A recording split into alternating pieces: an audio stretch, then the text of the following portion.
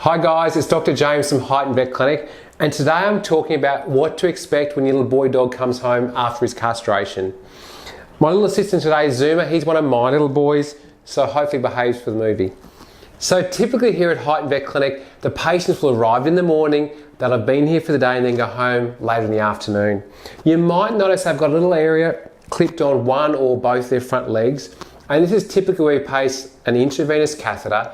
The catheter itself allows us to give things like methadone, so pain relief, their anaesthetic agent to make them go to sleep, intravenous fluids, which allows them to recover from the anaesthetic quite well. The other thing you may notice is they've got a little patch of hair clipped on the underside of their neck, just here. And typically this is where we're getting the blood test from when we're running our pre-anaesthetic blood test. And what we're checking for on the pre-anaesthetic blood test is, are their liver function okay? Are they diabetic? Have they got liver issues and so forth? But this does allow us to tailor the anaesthetic based on what the patient needs, and so don't be too distressed if you see a little patch of hair missing there. The other thing you'll notice for the boy dogs is they'll have a little patch of hair clipped around their scrotum or down behind their little prepuce or their penis. That's where they actually physically have the surgery. It's not a significant intra-abdominal surgery for the poor male dog, so it's not as painful, I guess you'd argue, but nonetheless, for some dogs, it's a bit tender and sore downstairs. What you will find is we do remove both the testicles, so it's different to men who have a vasectomy. Both testicles are removed for the dogs. You will find there'll be some stitches internally, which you won't see, and then there'll also be some stitches just above their little scrotum, or just in front, and that's where the testicles are removed from. What we'd ideally like then is the pets don't lick that area for the next couple of days, because if they do, the stitches get tired and they get sore and they get uncomfortable.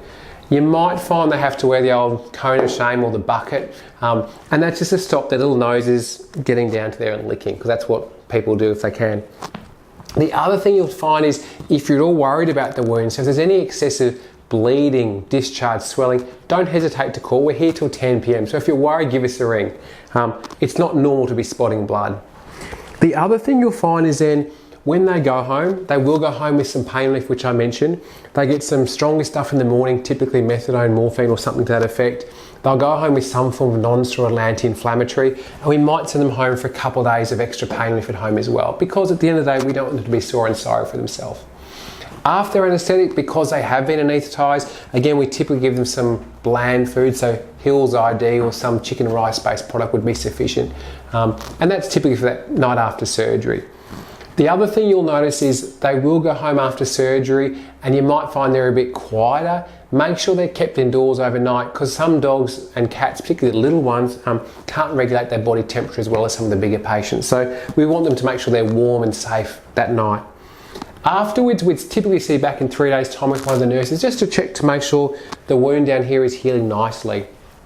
Then we typically see back about the two week mark, 10-day mark, and we remove the stitches then. And for a bulk of dogs, that's where the surgery ends.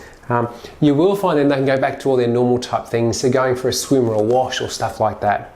But guys, I hope this clarifies any of the concerns you have of your pets coming for their castration and what to expect when they go home.